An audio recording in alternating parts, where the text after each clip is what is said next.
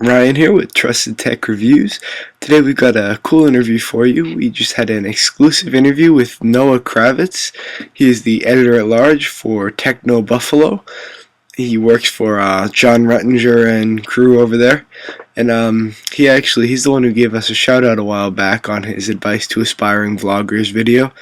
And he agreed to do an interview with us. So he talks a lot about, how he got started, and he's in a very similar career to what we're doing, only he's got obviously much more followers and makes much more money, etc. So we hope you get some good insight from some of his comments. Enjoy. What do you do for a job, Noah? Well, I'm the editor-at-large for TechnoBuffalo. We are an online media outlet, let's say, because we have a website, but also a YouTube channel and Twitter feeds and all that kind of stuff. That covers technology. We cover consumer tech and gadgets, and sort of our slogan is immerse yourself in the digital lifestyle. So kind of anything, consumer tech, gadget related. Cool. And what other jobs have you done, in your past, hobbies, that sort of thing? How long do we have here? It's a long list.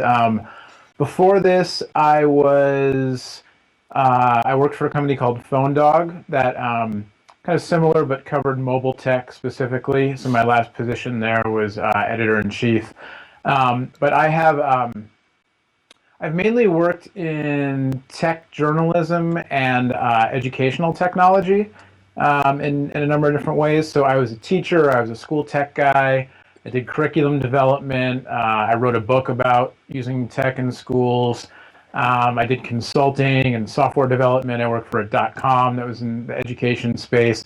And then kind of all along on the side, I was doing mostly tech-related writing, some other writing.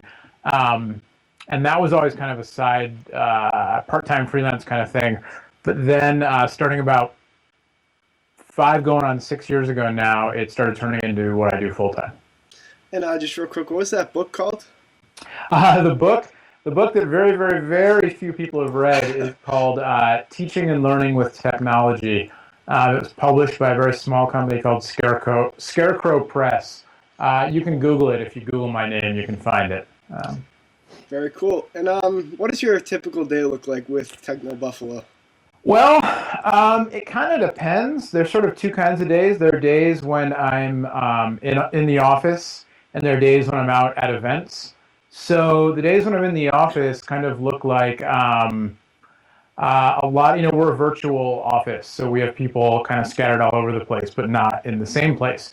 So it's a lot of time in front of the computer, communicating with the rest of the staff and researching and writing articles, a lot of email with everybody from, PR people at the various tech companies we cover to, my colleagues to, readers and other folks. And then there's, a lot of time spent doing coverage of products. So testing the stuff out, making videos, doing live cast, stuff like this, that kind of thing.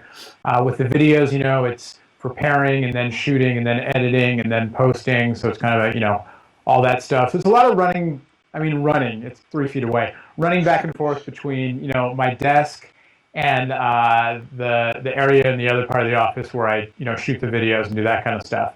And then on the days when I'm covering an event, I live in the San Francisco Bay Area. There are a lot of tech events here. So if it's a home event, it's, basically leaving early, spending the day, if it's an all-day thing, at the convention center, and that's kind of running back and forth, covering stuff, and then going to the press room and posting coverage and that kind of thing. And then, it's just kind of depending on what the event is, a lot of that. Or some of the events are on the road. So if it's on the road, that's basically anywhere between a couple of days and a week of a lot of work, usually a lot of fun, because I have a lot of friends at other, who work for other websites and magazines and stuff who I get to see at these events, and not a lot of sleep. What's your favorite part of it all? My favorite part of it right now, I think, is trying to build a community. We are, we've been growing a lot since I joined, and we want to, but you also sort of have to cover the news, because that's what draws people in when whether they come from Google or a Twitter feed or YouTube or whatever. People want to know the latest and what's going on. But what we're really trying to do in addition to that is build, kind of a place where you can interact with us and you can interact with each other, and we can learn from you, and just kind of a community, and hopefully connect you guys to the companies who we work with and we have access to. So it's, I don't know, sounds simple, and it really is simple, but it gets complicated when you try to figure out how to actually do it in a way that will be interesting to people and hasn't been, done before. So that's kind of the coolest part right now, is starting to do stuff like that, doing having users submit, reviews of their cell phones, something we were just doing, or working on ways to design. We have a great guy on staff who, I don't mean to be like plugging TechnoBuffalo, but we have a great guy on staff, John Quach, who has come up with some really interesting ways to use CSS and JavaScript and other web-based technologies to make our information a little more interactive, to draw people into, playing around with it and talking about it and that kind of thing. So that part of the job right now is really fun. Just trying to build cool things to get everybody involved. What pulled you into TechnoBuffalo? Like, what made you want to join in the first place? I knew John a little bit, John Rettinger. I knew John Quach as well, but I knew John a little bit. And when I left my last job last fall, I didn't know what I was going to do. It was just time for a change. And we talked a lot about the kind of stuff I was just describing to you, a lot about wanting to, really, we both do a lot, we came from doing a lot of YouTube stuff, and, at Phone Dog, we tried live casting, and I had a podcast for a while, and, that kind of stuff.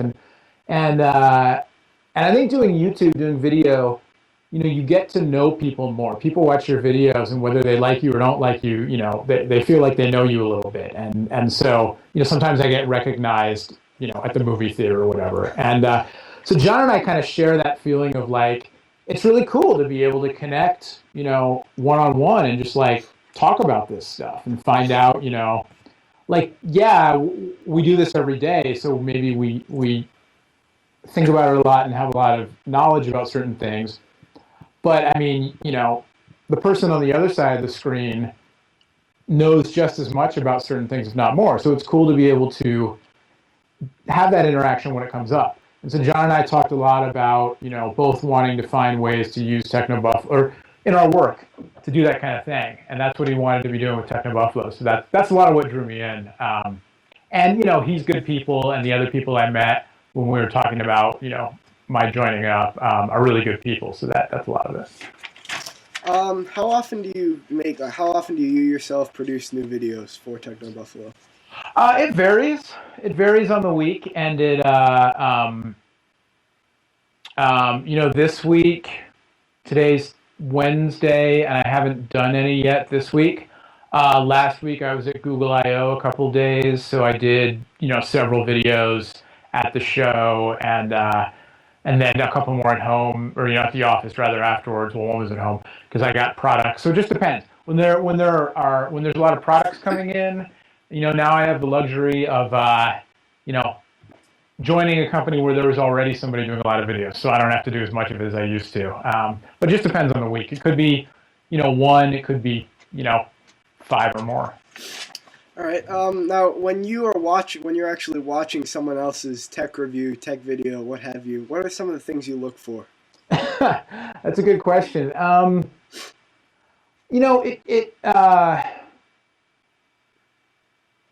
It depends. Something that I'm probably a little more tolerant of. If the video quality isn't great, I think because I struggle with that a lot because I am not a photographer. So things like getting the lighting right, getting the angles and all that stuff. I mean, if we could set up a studio and have John Q direct all that, he's a whiz with all that stuff. So I'm a little less, if I can't see the product, that's a drag. But I think because I get to use so many of the products, I'm kind of more interested in the person's personality.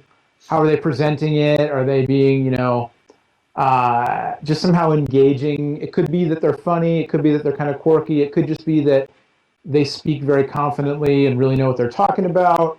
I always appreciate it when somebody's willing to say, I was watching a video this morning. It was a comparison of two phones, and the person was saying, I'll admit it, I've been biased towards this one brand for a long time, and I'm finally starting to come around. And I appreciate it when people are honest about those kinds of things too. Yeah, so a lot of the same stuff you said that makes you want to join it, that personality and connection, right? Yeah, it is. That's I just gave a long-winded way of saying what you just summed up very nicely. It's a lot about personality and connection. I mean, in tech stuff, if it's a product, you want to see how the product looks or how it functions. But especially when you have, on the internet, you have dozens and dozens of people and websites and YouTube channels covering the same stuff. There has to be some kind of personal connection for sure. Yeah. What age did you get into the whole tech industry process? I mean, I've been a nerdy geek since I can remember. Digital watches and setting the VCR in the living room and all that kind of stuff, and into computers and the whole thing. I started, and I've always been into writing. So I started. I worked on the high school newspaper, and I freelanced for actually a sports newspaper in high school. The tech coverage stuff started. I guess I was in my early to mid 20s, and I started writing for a magazine in New York. I was trying to make it as a writer, and so I was writing for several different very small publications that didn't pay very much, and one of them was a tech related thing. So. And then when did you get into the whole vlogging aspect? So that was after I started with PhoneDog. I'd always been into video editing. I always thought video editing was really, I wanted to be a filmmaker of some sort, which I don't consider myself that, but I just, and once computer video editing became easier and cheaper, and it eventually hit the point where I still remember I had my first system where I could edit video on my home computer, was just amazing, except I had no idea what to make movies of. So I would just shoot random interviews with my friends, and I started making a documentary about, my friends, and we were all people in their 20s living in New York trying to make it, and, just all kinds of goofy stuff. But the vlogging thing happened when I was working for PhoneDog, and I went to this show called CTIA, which is the cell phone industry.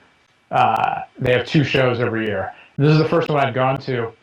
And PhoneDog had asked me to take a camera and shoot photos of all the new phones that came out. And I had a little digital camera, $99 camera, and it shot little 30-second MPEG clips. And the CTIA, they were running a contest to do a video journal of the show. And they had these big billboards up at the show. And so I eventually thought, my camera can shoot video clips. Maybe I'll shoot some video clips and see what happens. And there was a person dressed up in a BlackBerry suit, like a giant BlackBerry, who was walking around the floor by the BlackBerry booth, shaking hands and being goofy, whatever. And so I shot video of me and the BlackBerry dude, and that just got me started. I shot a whole bunch of video clips, and on the way home on the plane from Orlando back to California, I started editing it, and then that just led to us doing a phone video, and picking a YouTube channel. We didn't even know at that time, about partner accounts and all that kind of stuff. We just kind of thought, well, let's try it. Let's see what happens. And that's when it got started. So that was back in, I guess,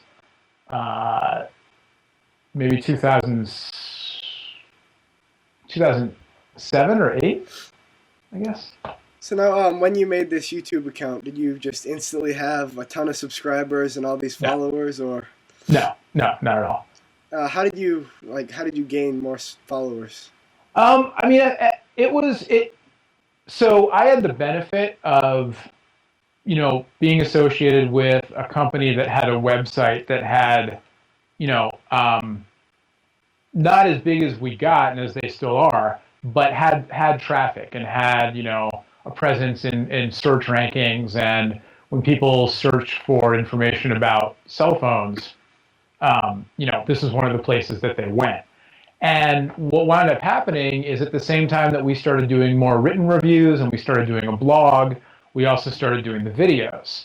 And this was back when, cell phones were popular, but they weren't like they are now. And this isn't that long ago. This is, 4 years ago, maybe.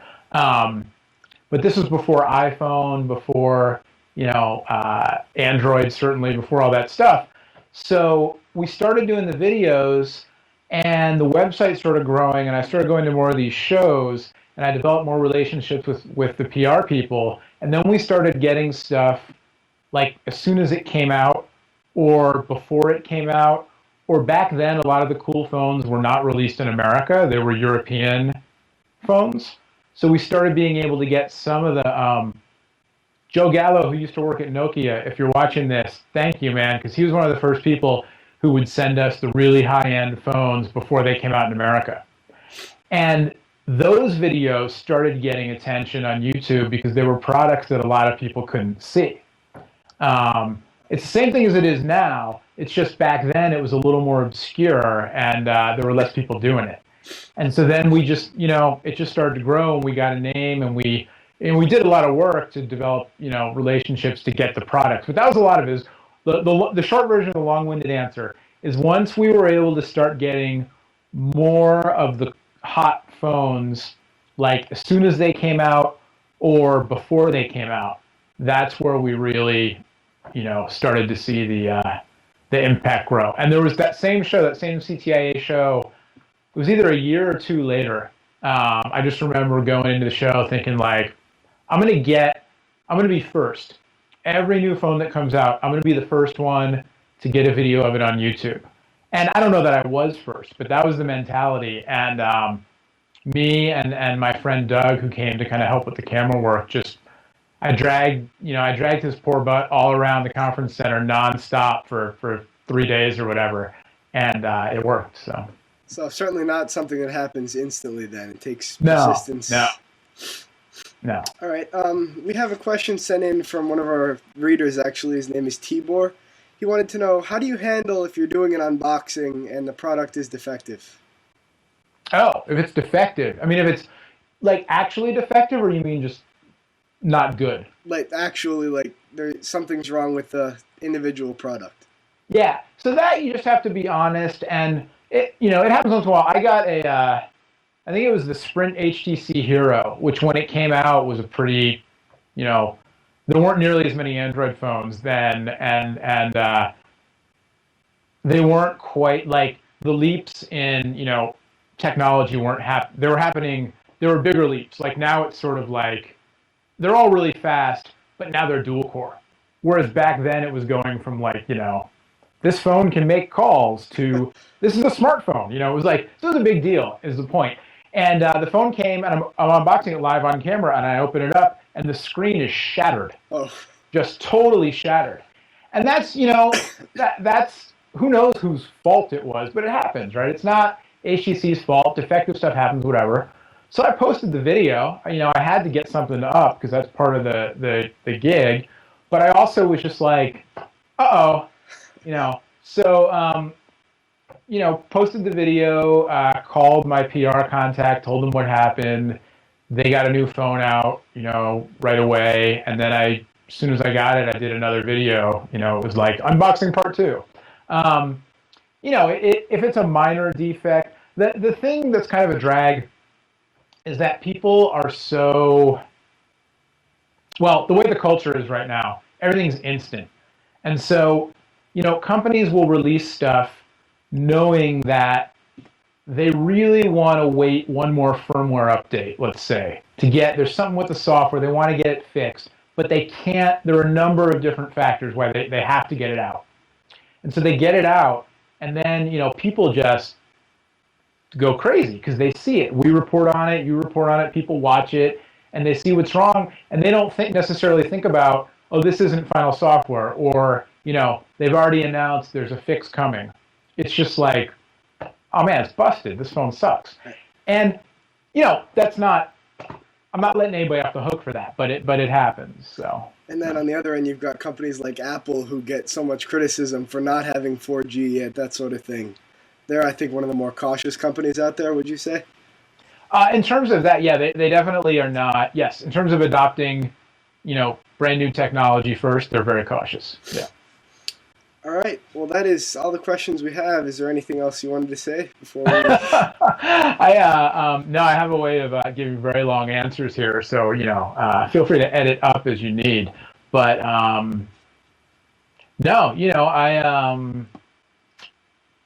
it's a different game than it was even 5 years ago. There's a lot more interest in, particularly in mobile stuff and smartphones and tablets now, um, both in terms of people buying them, but in terms of media coverage.